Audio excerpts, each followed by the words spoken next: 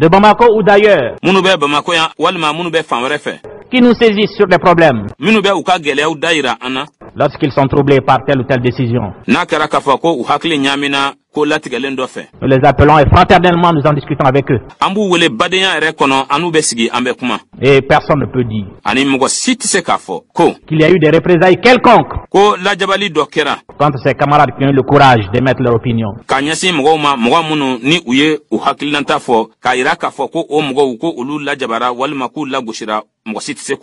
Le Congrès a mis l'accent là-dessus. Il faut que les camarades parlent. Il faut qu'ils disent ce qu'ils pensent. Il faut qu'ils critiquent. C'est par la critique que les erreurs, les lacunes, les défaillances pourront être corrigées. Voilà ce que je suis venu vous dire. Et ce que j'ajoute, c'est qu'il faut s'attendre à des difficultés. On ne peut pas avoir été un pays colonisé. On ne peut pas avoir été des fonctionnaires, des commerçants, des artisans qui ont vécu du système colonial.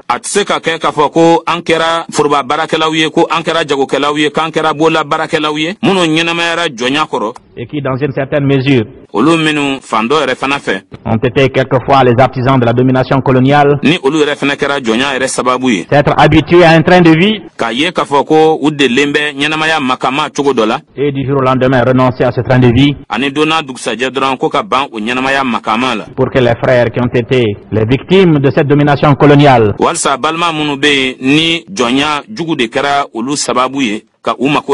et qui en même temps ont été les soldats de la libération nationale puissent souffrir moins, se mieux nourrir, se mieux habiller et se mieux loger. C'est cela que nous appelons notre socialisme, le socialisme. Ce matin je disais que le socialisme est un dans sa finalité, c'est-à-dire la liquidation de toute exploitation de l'homme par l'homme,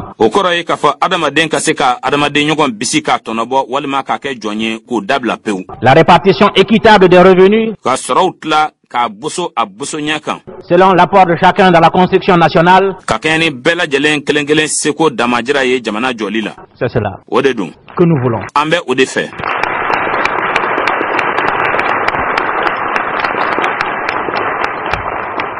Et c'est cela que nous ferons.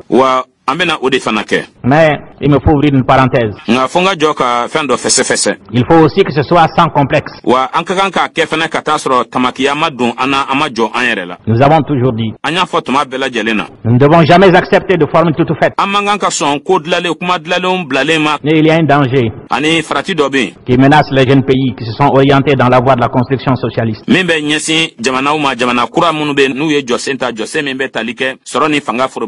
C'est le conformisme. Il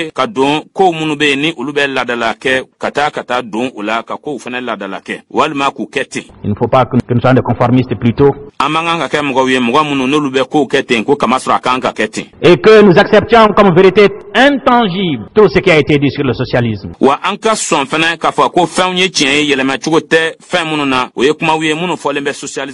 Certains sont fondés à croire qu'il y a antinomie entre religion et socialisme.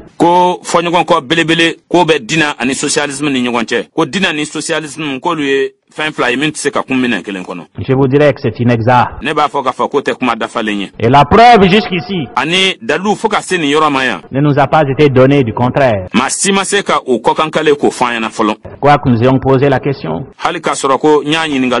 en plusieurs circonstances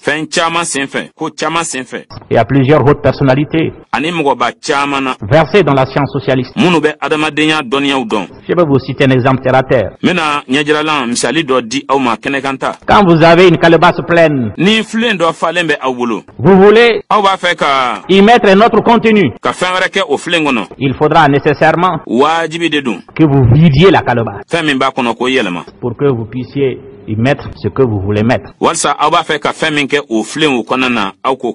Or, dans les dans certains pays où les puissances d'exploitation, qu'elles soient féodales ou capitalistes,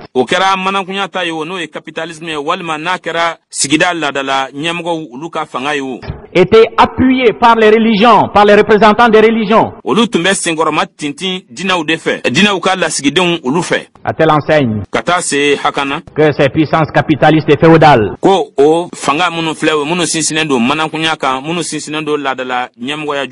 étaient représentées par les chefs religieux aux yeux de la population comme étant les représentants directs de Dieu.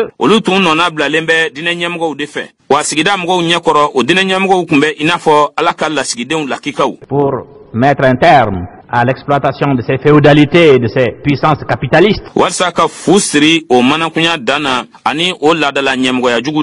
il fallait mobiliser le peuple.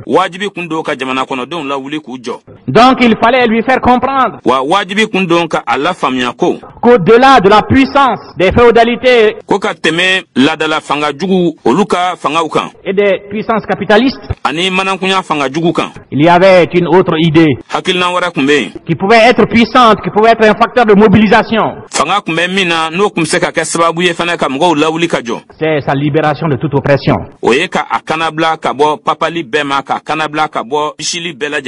Donc il fallait vider complètement son esprit de ce que des chefs religieux y avaient mis pour que son esprit vierge puisse être un réceptacle pour les idées nouvelles.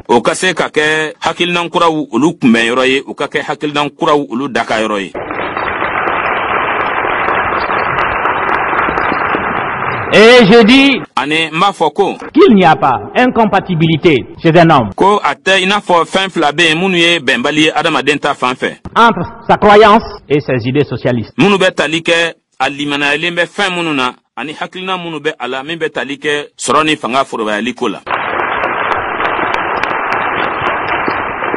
Ce ne sont pas les religions qui ont trahi les peuples.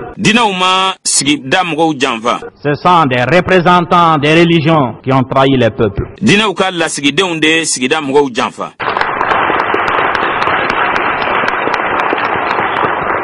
Parce que ces représentants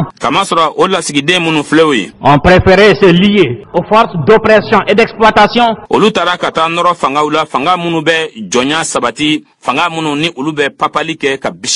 alors qu'ils devraient,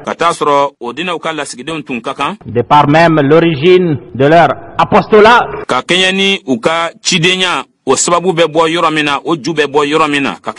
s'associer aux couches qui souffraient, aux couches opprimées, aux couches exploitées. Donc c'est davantage la représentation des religions qui est en cause que le problème religieux lui-même. Et au Mali, nous porterions un coup terrible à notre option si nous nous laissions aller à épouser les vues de ceux qui pensent qu'on ne peut pas être un croyant et aussi un bon socialiste.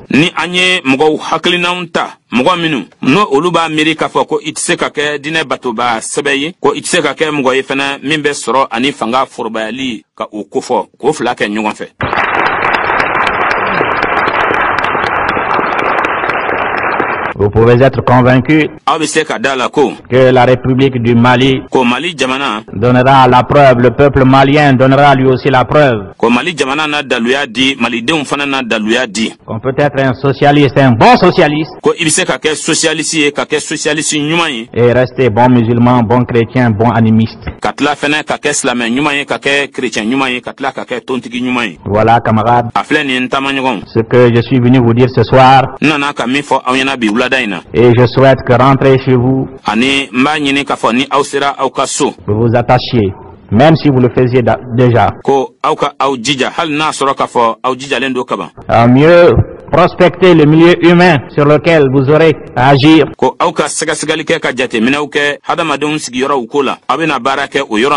à le mieux comprendre pour le succès de votre mission.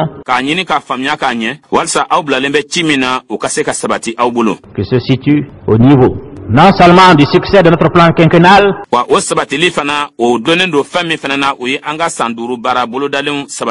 mais aussi au succès de nos plans futurs. Non seulement au succès du Mali, mais aussi au succès de l'Afrique qui veut être digne.